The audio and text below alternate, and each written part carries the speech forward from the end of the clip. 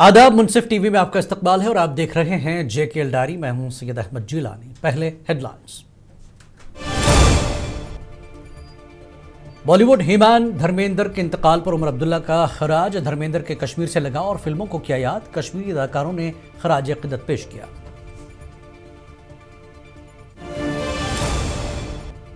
उमर अब्दुल्ला का medical seat allotment पर BJP की सियासत पर तनकीद। कहा, सीटें मेरिट की बुनियाद पर अलॉट की गई, मजहब की बुनियाद पर नहीं।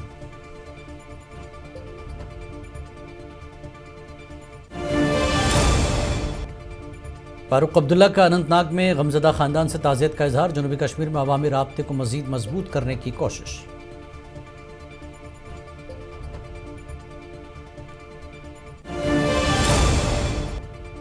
PDP खवातीन विंग का बिजली कीमतों में इजाफा और स्मार्ट मीटर्स के भारी बिलों के खिलाफ एहतजाज। पुलिस ने मार्च की इजाजत नहीं दी।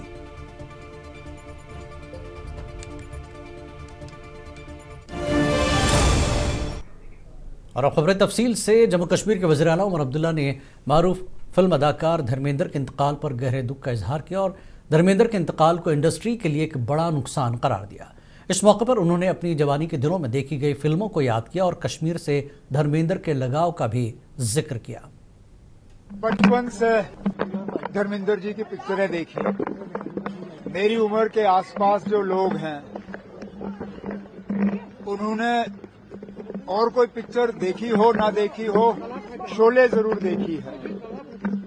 मुझे बचपन से उनकी पिक्चरों का याद है, चाहे शोले हो, बर्निंग ट्रेन हो, शालीमार हो। किन किन पिक्चरों का हम नाम लें जिनमें धर्मेंद्र जी छाए हुए थे।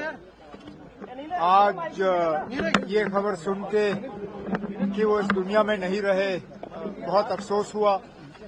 जानते हैं कि काफी अरसे से बीमार थे, लेकिन जब अस्पताल से घर गए तो उम्मीद की जा रही थी कि उनकी तबीयत ठीक होगी।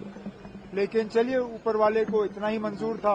मैं अपने तरफ से उनके घर वालों को ताज़ियत का इजहार करता हूं और भगवान उनकी आत्मा को शांति दे।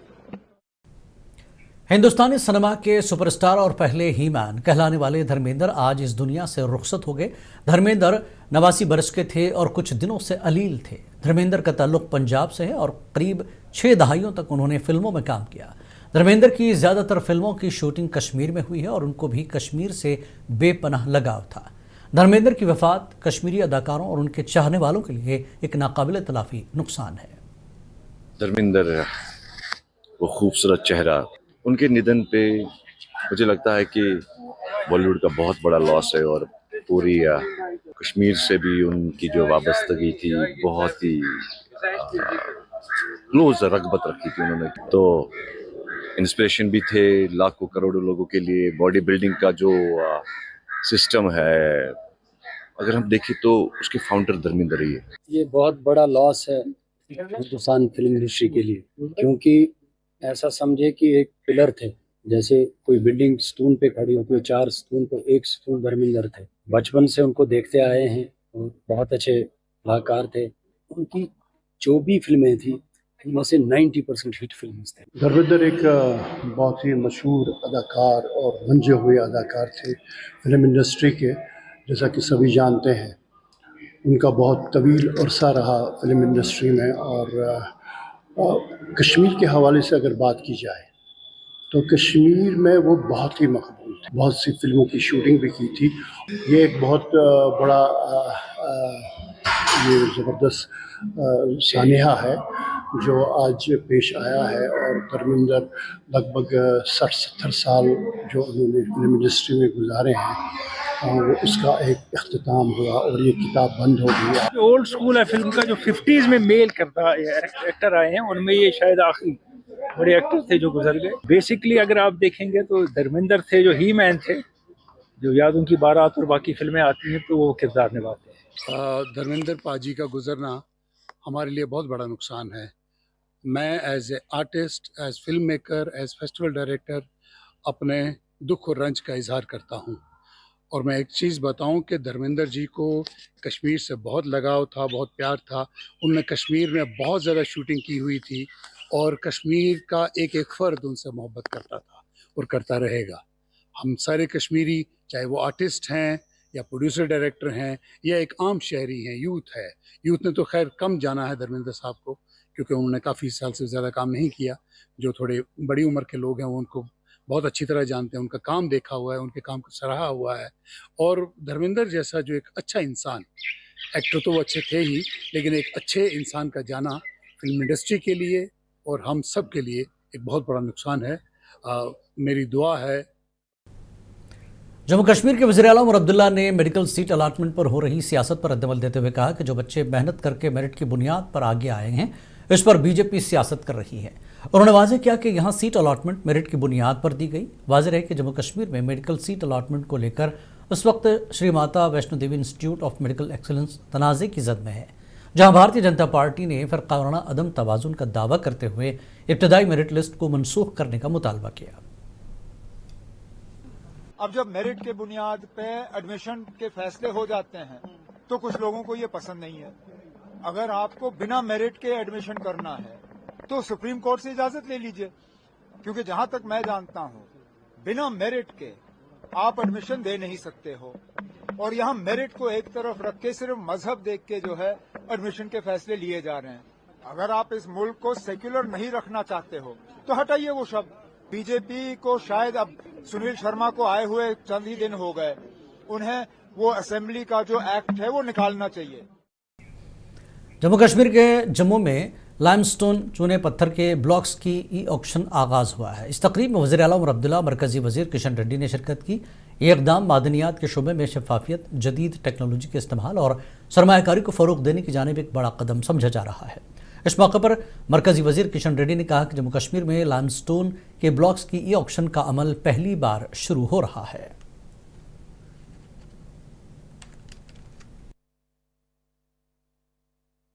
जनवरी एंडिंग तक G2 कंप्लीट होगा। हम किधर भी ऐसा नहीं करते, जो ऑक्शन करके जो कंपनी लेता है फाइनल एक्सप्लोरेशन वो खुद करने लेना चाहिए। मगर मैं इधर लिथियम का जितना भी डिपॉजिट्स रहना चाहिए उतना डिपॉजिट्स नहीं है, ऐसा हमारा को मालूम पड़ने के बाद हमें सरकार की तरफ से एंड तक इसका एक्सप्लोरेशन काम जनवरी में होगा। जनवरी में फाइनल रिपोर्ट आने के बाद ये ऑक्शन करना, नहीं तो कोई गवर्नमेंट कंपनी को अगर कम डिपॉजिट्स है तो ऑक्शन में प्राइवेट लोग नहीं आ सकते हैं। देखेंगे, देख के किसी तरह जितने भी deposit. Jammu Kashmir national conference के सदर डॉक्टर फारूक अब्दुल्ला ने आज अनंतनाग का दौरा किया और एक गमजदा खानदान के साथ ताज़ियत का इजहार किया। उनके हमरा बिजबिहाड़ा MLA बशीर वेरी और पार्टी के दीगर सीनियर रहनुमा मौजूद थे। डॉक्टर फारूक अब्दुल्ला के इस दौरे को जनूबी कश्मीर में पार्टी के अवामी राब्ते को मजबूत करने की कोशिश के तौर पर देखा जा रहा है।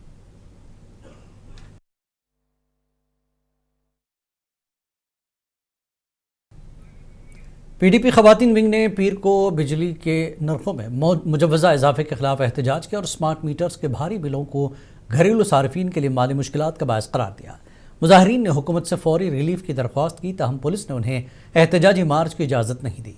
PDP खवातीन ने नेशनल कॉन्फ्रेंस हुकूमत पर इंतखाबी वादे पूरा न करने और अवामी खदशात को नज़रअंदाज करने का इल्ज़ाम आयद किया।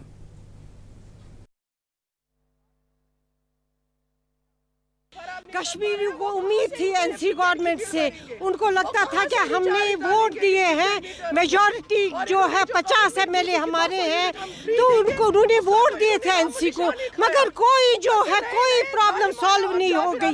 दिन ब दिन नए नए कानून लागू हो रहे हैं। अब ये कह रहे हैं दोबारा 20% हाइक इन पीकास। बताइए तो ये गरीब आवाम जाएगी तो जाएगी कहाँ? कश्मीरियों। मुफ्ती नासरुल इस्लाम ने नौगाम में होने वाले हौलनाक धमाके की शदीद मजम्मत करते हुए कहा कि दहशतगर्दी का किसी मजहब या इंसानियत से ताल्लुक़ नहीं। उन्होंने बिजली फीस में 20% इजाफे को आवाम के लिए मुश्किलात में इजाफे का बायस और गैर मुनसिफाना करार दिया। गर्दी का न तो कोई मजहब है और न ही तालीम से इसका कोई ताल्लुक़ है। तालीम की वजह से इंसान का शऊर तो बेदार होता है, लेकिन बुनियादी तौर पे अगर उसने कोई फ़ैसला ठान ली है और वो गुमराह हो चुका है तो मैं समझता हूँ तालीम उसमें मदद और मावनत नहीं कर सकती है। सबको हरास करने की क्या ज़रूरत है? उनका क्या गुनाह है? वो किस नाकर्दा गुनाह की बिना पे उन्हें हरासा किया जा रहा है? इसको बंद किया जाए। कांग्रेस लीडर चौधरी आफ्ताब अहमद खान ने पुलवामा में मुनक्किदा एक प्रोग्राम में कहा कि पार्टी जम्मू कश्मीर की आईनी हैसियत और रियासती दर्जा बहाल कराने तक जद्दोजहद जारी रखेगी। इस मौके पर कांग्रेस रहनुमाओं ने आर्टिकल 370 की मनसूखी पर बीजेपी समेत पीडीपी और नेशनल कॉन्फ्रेंस को भी तनकीद का निशाना बनाया। प्रोग्राम का मकसद पार्टी को ग्रॉस रूट सतह पर मजबूत करना और आवाम को पॉलिसियों से आगाह करना था।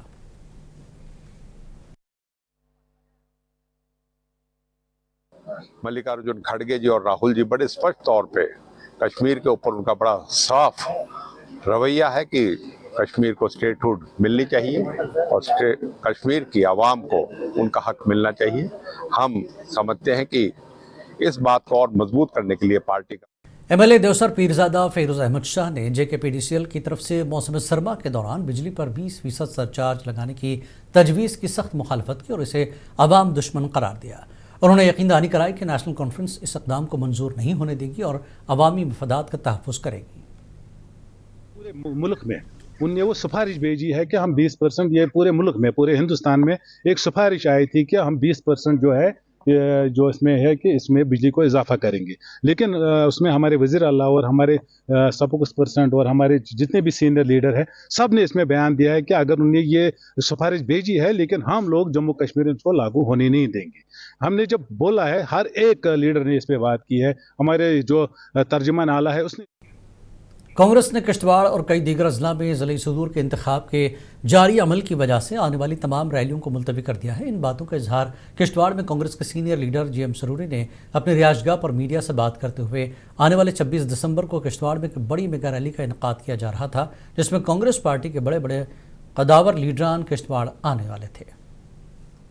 आज पहली बार एक डेमोक्रेटिक सेटअप के तहत जो ये सिलेक्शन होने वाली है, इसमें तमाम लोगों को मुलव्वस किया जाए, हर ब्लॉक को मुलव्वस किया जाए, हर लोगों से पूछ के जो कांग्रेस पार्टी के ओहदेदारान हैं, एक्स एमएलए हैं, एक्स। वादी कश्मीर में सर्दी की शिद्दत बरकरार है। श्रीनगर में रात का दर्जा हरारत -3.2 डिग्री सेल्सियस और शोपियां में -5.1 डिग्री सेल्सियस रिकॉर्ड किया गया। सर्द हवाओं और धुंध की वजह से आम जिंदगी मुतासर हुई और सुबह के औकात में गाड़ियों की आमदरफ्त भी मुतासर हुई। महकमे मौसमियात के मुताबिक मौसम 10 दिसंबर तक खुश्क रहने और दर्जे हरारत में मजीद गिरावट का इम्कान है। मौसम जो है मुसलसल ड्राई चल रहा है और इस बीच ठंड भी जो है उसी हिसाब से है और -3.2 डिग्री सेल्सियस यहाँ श्रीनगर में रिकॉर्ड किया गया और इसी तरह बाकी जो डिस्ट्रिक्ट्स हैं, स्टेशन हैं, ऑलमोस्ट -4, -5 तक भी जो है यहाँ पे टच किया है। खासकर शोपियान की बात करें, डिस्ट्रिक्ट गांधरबल की। एमएलए देवसर पीरजादा फेरोज अहमद शाह ने देवसर का दौरा किया, जहां हेपेटाइटिस ए के केसेस में इजाफा हो गया है। उन्होंने महकमे जल शक्ति को फौरी तौर पर सप्लाई लाइनों की सफाई, क्लोरीन्स और पानी के मेयार की जांच तेज़ करने की हिदायत दी। शाह ने इस अज़्म का इजहार किया कि इंतज़ामिया हेपेटाइटिस ए के फैलाव पर काबू पाने के लिए फौरी इक़दाम करेगी और तमाम महकमों को ताउन की हिदायत दी।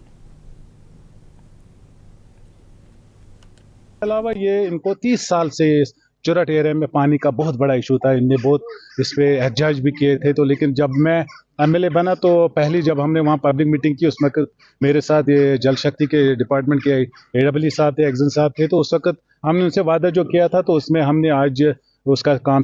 श्री माता वैष्णो देवी मेडिकल कॉलेज में सीटों की मुबैना गलत तकसीम के खिलाफ राष्ट्रीय बजरंग दल ने शदीद एहतजाज किया। इस एहतजाज के मौके पर राष्ट्रीय बजरंग दल के कायदीन और कारकुनों ने राजभवन की जानिब मार्च करने की कोशिश की, तहम पुलिस ने उन्हें रोक दिया।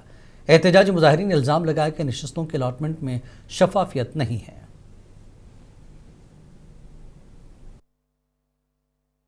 हमारी मेन लड़ाई जो है वो मेडिकल लिस्ट को लेकर है। जो 42 बच्चे जो हैं वो अदर धर्म के जो हैं वो लिए गए हैं, उनको उनकी लिस्ट को कैंसिल कर हिंदू बच्चों को एडमिशन देने का काम किया जाए, ये हमारी मांग है। हम किसी के धर्म के खिलाफ नहीं। हमें उन नौगाम गांव में एक ही खानदान के 11 अफराद मुबैना तौर पर जड़ी बूटियों वाली खुराक खाने के बाद बेहोश हो गए, जिन्हें फौरी तौर पर जीएमसी हंदवाड़ा मुंतकिल किया गया। मेडिकल अफसर के मुताबिक तमाम मरीजों को बर वक्त तिब्बी इमदाद फराहम की गई और वो ख़तरे से बाहर हैं। अस्पताल के अमले की काविशों का शुक्रिया अदा करते हुए उन्होंने कहा कि हेल्थ टीमें मरीजों की हालत पर मुसलसल नज़र रखे हुए हैं।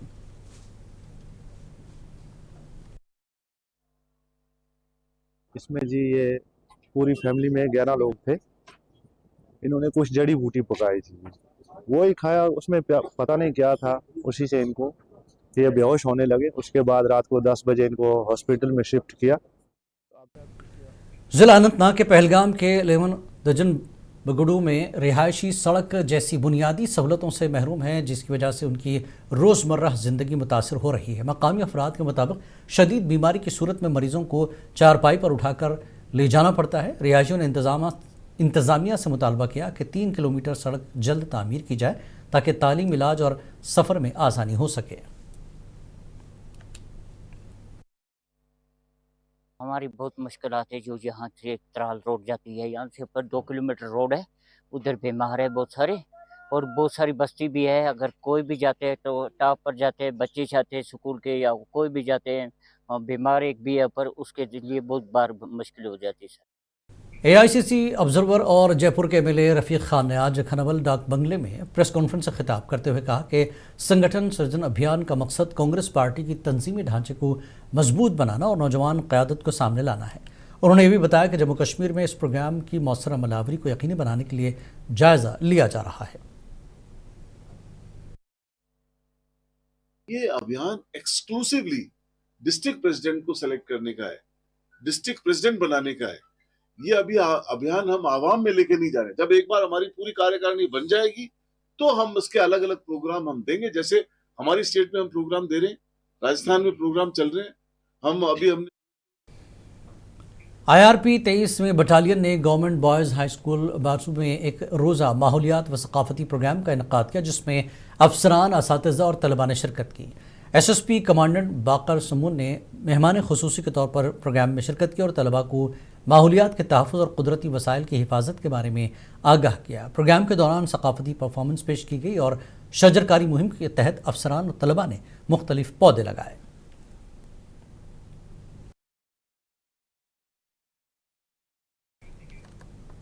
पुलवामा पुलिस ने ज़िला हेडक्वार्टर पुलवामा में लड़कियों के लिए बैडमिंटन टूर्नामेंट का इनेकाद किया, जिसमें मुख्तलिफ स्कूलों कॉलेजों की 8 टीमें हिस्सा ले रही हैं। टूर्नामेंट का इफ्तिताह DYSP मोहम्मद शफी और दीगर पुलिस अफसरान की मौजूदगी में किया गया। शुरका ने पुलवामा पुलिस का शुक्रिया अदा किया और कहा कि इस कदम से लड़कियों को खेलों में अपनी सलाहियतों को बढ़ाने का मौका मिला है।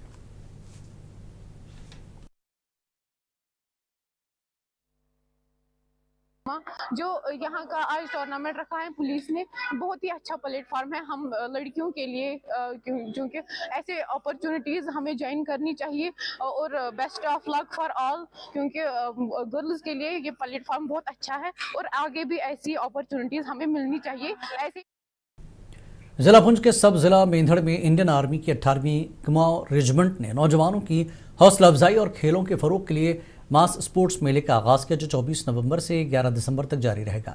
मेले का मकसद नौजवानों को अपनी सलाहियतों का मुजाहरा करने का मौका फराहम करना और आर्मी व मकामी बरादरी के दरमियान ताल्लुकात को मजबूत बनाना है।